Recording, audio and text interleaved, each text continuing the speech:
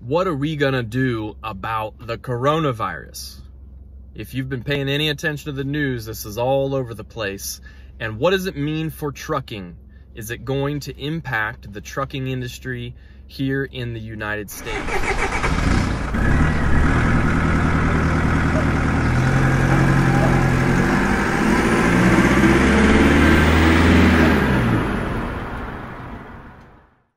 Look, I wanted to take some time at the suggestion of one of our drivers to address this topic this week, because if you listen to the mainstream news about anything, it's really pretty panicky and it's always a bit negative. But I want to just try and make sure that you're informed, that you know what's going on with coronavirus. How does that impact you as a professional truck driver?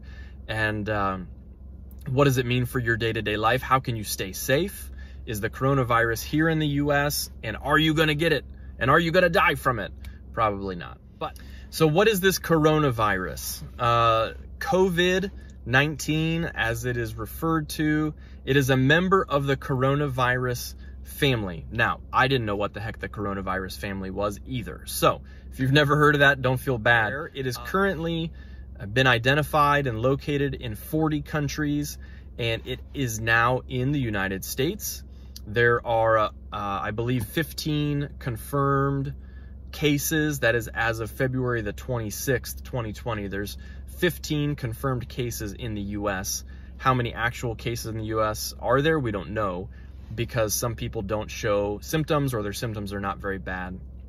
But it has spread. It has caused a lot of havoc in China and in other countries. But what does that mean for you as a professional driver? Does that mean that you got to park the truck? Should you just go home?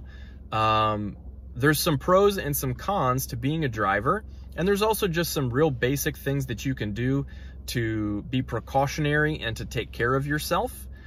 One of the things that I read in prepping for this video that I thought was very informative is that while people have died from the coronavirus, the mortality rate, your chances of dying from it, are about the same as influenza, as the flu. So every winter, we know that the flu is going to show up and you can get a flu shot in advance. You can't do that for the coronavirus, but most people don't lose a lot of sleep and most people don't panic because flu season is coming around.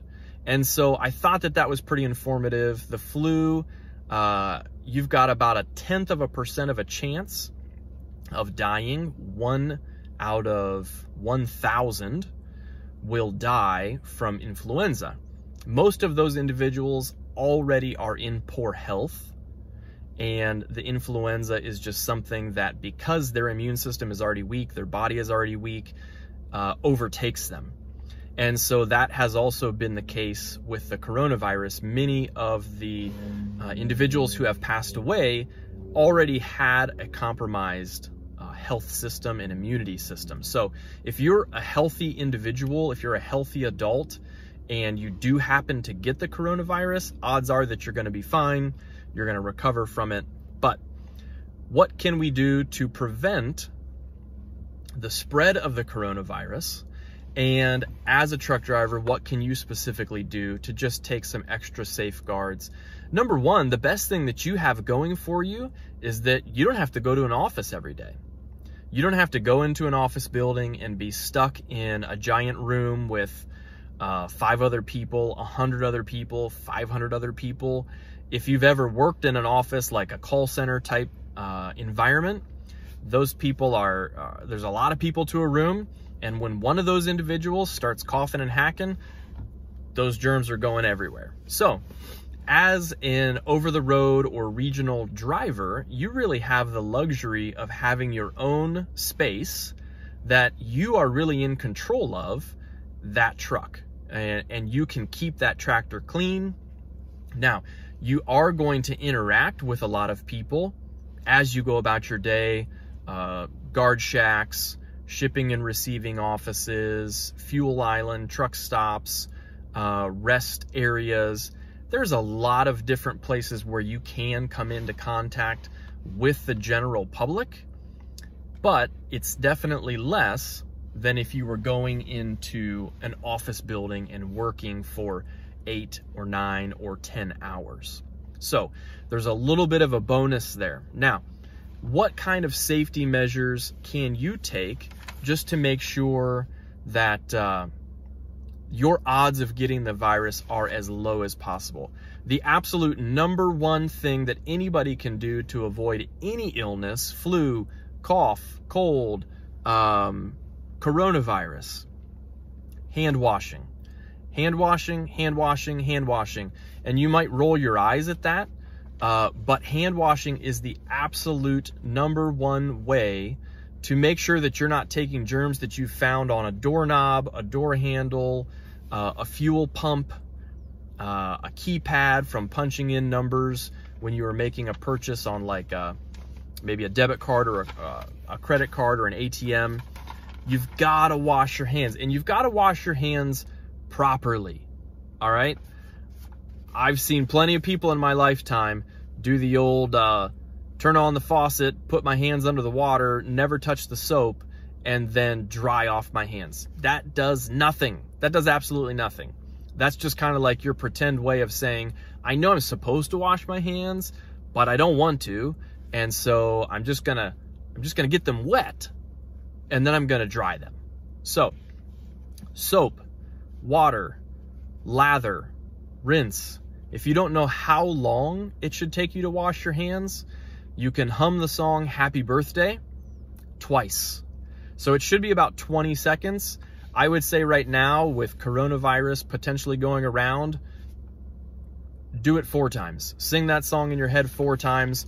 Wash your hands, lather, soap them up, lather them, rinse them off, soap them up again, lather them up again, scrub them, wash them, rinse them a second time. Better safe than sorry. What else can you do? If you are at a truck stop, it is not the craziest thing in the world to get a box of latex gloves and throw those gloves on before you jump out of the truck to start touching the fuel pump, the DEF handles. There's just so many things, door handles, shower handles, keypads, the door handles to coolers where soft drinks are stored. All of those things are places where viruses can land and just hang out there for a bit. I don't know off the top of my head how long that stuff stays alive, but when you go and touch that stuff and then you grab something to eat, like let's say a bag of Doritos, you pick up a bag of Doritos on the way out, you don't wash your hands, all of a sudden now your hand that has touched the fuel pump, the door handles, the keypad, you know, to run your debit card or your credit card, then you jam that into the bag of Doritos and then that goes straight into your mouth. So that's how we introduce germs into our system. Also, try and limit how much touching of your hand to your face, your eyes, your nose, your mouth you do. That's also something commonly associated with the spread of illness. So when you're at a truck stop, other people may look at you funny, but throw on a pair of those gloves, throw them back out before you get back in the truck, and maybe even have some hand sanitizer. So as soon as you jump up in the truck, you're able to sanitize your hands and then move on from there. Also, you should be wary about the types of food that you're buying. Lots of gas stations have what I would refer to as open air food. All right, so like hot dogs off the roller machine, or maybe it is a style of restaurant where there is just stuff out, like a buffet style restaurant, even something like a Subway or Chipotle where all those ingredients are just back there behind a sneeze shield, but it's still open air. I love Chipotle personally, but you know, it's one of those situations where it is up to you how much you want to risk, what kind of risks you want to take, and what kind of exposure you want to have. So when you're buying food, you know, you may want to, for the foreseeable future, just have food stocked in your truck, and you're only eating things that you know you've bought from the store yourself. It hasn't been prepared by anybody else. And, or if you are buying food prepared by somebody else, you may not want to sit in that dining room with other individuals where viruses can spread, airborne when somebody coughs or sneezes. How about the truck itself? Clorox disinfectant wipes. That would be, and again, all of these suggestions, I don't think I mentioned this, all of these suggestions, they're not mine. I'm not a truck driver, but one of our drivers and I were talking yesterday, and he said, hey, this is one of those things that I think is kind of a hot topic, and I think that we should talk about it on our channel. And I said, okay, Chris, what would you say? You're a driver. What would you do to protect yourself? And so these things that I'm sharing with you, probably 95% of them came from him. He's got some military training, very, very savvy guy. And I thought that his concepts here were great. So in the tractor, Lysol wipes, you've got all sorts of touchable surfaces in there. And you want to make sure that once you're inside your mobile home, your house that rolls down the road and pulls freight, that you don't have to worry. All right. So again, we're wiping down door handles, grab handles, steering wheels, gear shifts, dashboard, radio controls, pretty much any hard surface that you can disinfect in that truck. It would be wise to do that. So again, just be mindful of all the things that you touch. That's really what we've got to focus on. How much stuff am I touching? And then after I touch something that I don't know if it's got some sort of an illness or germ on it or not, what am I doing with my hands prior to moving on to my normal activities? Prior to grabbing that steering wheel and driving down the road? Prior to eating Doritos? Prior to smoking a cigarette? Prior to a bunch of things that could introduce germs and virus into our body. This driver that I was speaking to, he said absolutely bottled water, a significant supply of bottled water, and plenty of like canned goods, non-perishable foods that he said, I'm just gonna plan on eating out of my truck for the next couple weeks, maybe month. And that's the way that I'm gonna do food on the road while this all gets sorted out as to how bad or not bad this coronavirus is gonna be. What about freight? Is this going to have an impact on freight here in the United States? Well, thankfully, this is a slow season in China anyway for manufacturing. There's the Chinese New Year at the end of January, and there's typically a big shutdown anyway during the Chinese New Year. And so that is a normal slowdown of imports. And this virus has just basically extended that a little bit. So there are not nearly the normal number of containers showing up. And depending upon how quickly manufacturing facilities get back up and running in China, that will have an impact. And that's primarily going to impact anything related to the electronic goods industry, auto parts. And then also, there are a lot of medicines or medical equipment that are being manufactured in China currently. So we at Arctic Express, we haul fresh and frozen foods, perishable items.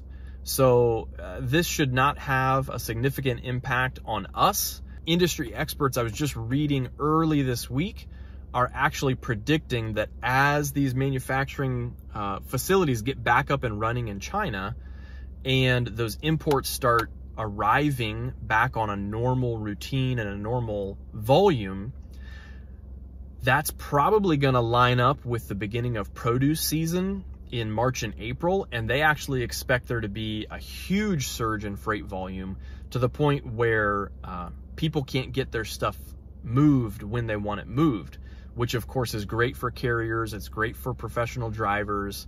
The spot market would go up if that turns out to be true. So here's the bottom line on the coronavirus and trucking in the US. Number one, don't panic, all right?